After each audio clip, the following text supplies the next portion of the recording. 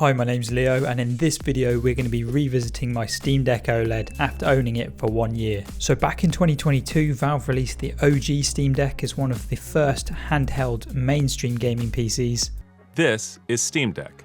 And the Steam Deck turned out to be a massive success. So the following year in 2023 they released the Steam Deck OLED, which is the device that I ended up picking up. And so over the last year I've used this device to play some casual games and some more graphically intensive games. It's also been in my pocket a number of times, thrown in the back of a backpack,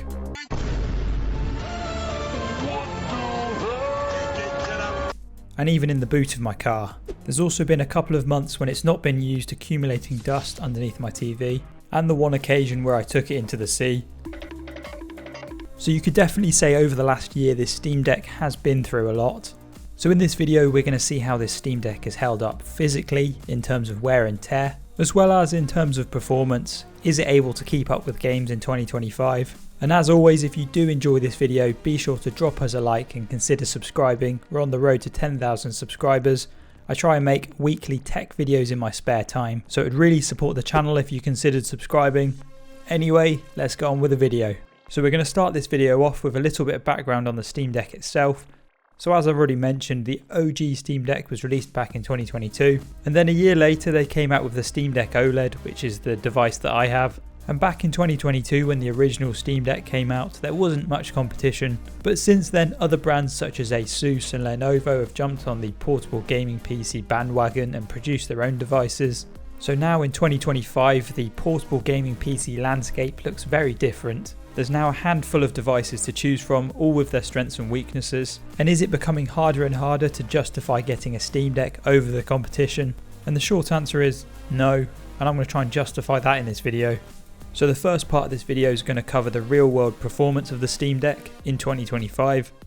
So it's no secret that the Steam Deck is actually one of the least powerful portable gaming computers on the market today, because it's powered by an AMD Zen 2 APU. And the Zen 2 architecture was released back in 2019, so it's going to be 6 years old this year. So it's not exactly cutting edge. So even though on paper it has lackluster performance, why have I been overall impressed with the real world performance of my Steam Deck? And I've realised it boils down to very good software support and optimization from Valve. So what you'll find with a lot of these other handheld gaming PCs is that they all run Windows. Now this isn't necessarily a bad thing, there is a lot more functionality in running Windows over SteamOS, but the drawback is you're relying on Microsoft to send software updates to your device, and you're also relying on the game developers that release their games on Windows to be optimized for your handheld device, when in reality they're probably only concerned with getting the game looking good on the new RTX 5090, whereas on the other hand the Steam Deck can be viewed as more of a console than a PC. What I mean by this is that it runs its own operating system and has its own game store, and the hardware isn't being updated every single year like these other devices. And I've also noticed that a lot of games on Steam are being released as great on Steam Deck, which gives them this green tick, which incentivizes developers to optimize their games for the Steam Deck. And this ecosystem just isn't present with any of the other handhelds. They just get treated as any other gaming PC by the developers. So in summary, even though on paper the Steam Deck specs do seem to be a little bit underpowered, in the real world I found the performance to be absolutely fine. I've also found that some of the most intensive Unreal 5 games such as Silent Hill 2, which has been known to bring some of the most powerful Nvidia graphics cards to their knees, is actually somewhat playable on the Steam Deck. But the games that really shine are the games that were released on the Xbox 360, PS3, PS4 even, that you're able to crank the graphic settings right up and play them at 90Hz. They're probably the best games to play on the Steam Deck. So yeah, even in 2025, I don't think you'll be disappointed with the performance of the Steam Deck.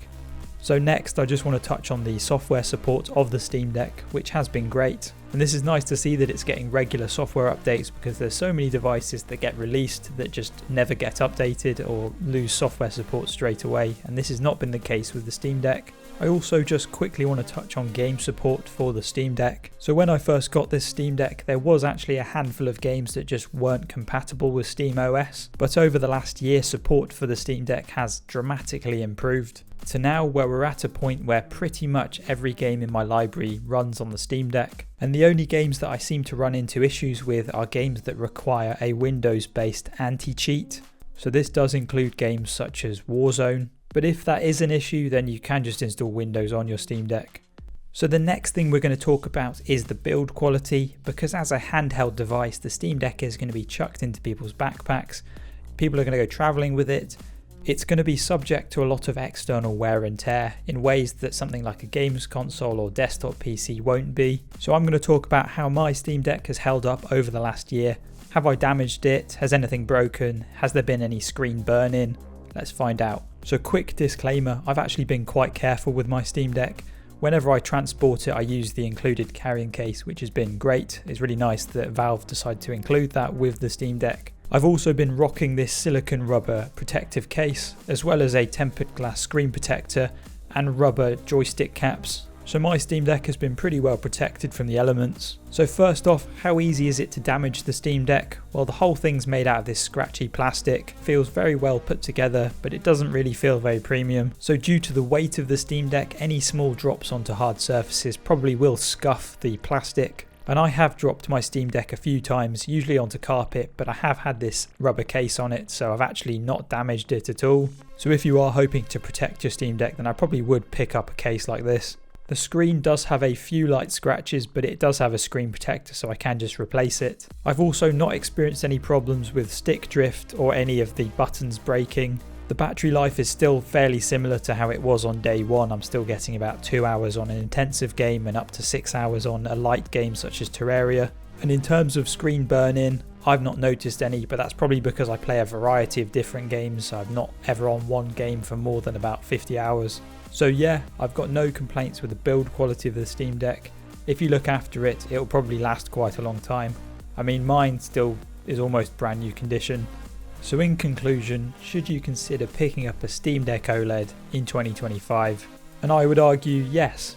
This is probably the handheld device that I would recommend to the majority of people. And the way I see it, I would treat the Steam Deck more like a console than a gaming PC. So if you're someone that likes console gaming and likes the convenience of just being able to download a game and play it on your TV, then you're probably going to really enjoy the Steam Deck because it's a very similar concept. The other group of people that I'd recommend the Steam Deck to are people that like retro games, because the OLED screen will bring a new life into these retro games and they'll look really good. There's also a lot of potential for game emulation on the Steam Deck, which is an area that I don't really have a lot of experience in. And you've also got to remember that SteamOS runs on Linux, so if you know what you're doing, there's a lot of potential for customization. And finally, I just want to mention the group of people that the Steam Deck probably isn't for. So if you're someone that's looking for a gaming laptop replacement, then the Steam Deck probably isn't for you. You're probably better off looking at something like a Legion Go or an Ally. So anyway, that's going to wrap this video up. If you have enjoyed, be sure to drop us a like. Consider checking out my channel and subscribing. I make weekly tech videos, and I'll see everyone in my next video.